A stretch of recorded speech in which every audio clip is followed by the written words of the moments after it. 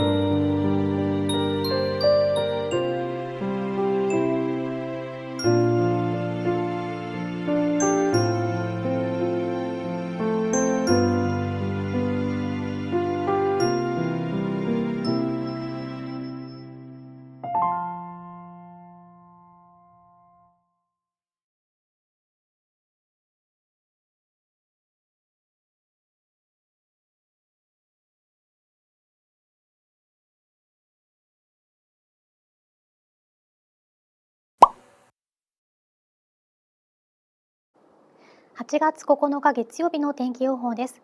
月曜日は広い範囲で雨や風が強まりそうです。台風9号は日曜日の夜には九州に接近し上陸する見通しです。月曜日は西日本を北東へ進み、日本海で温帯低気圧に変わるでしょう。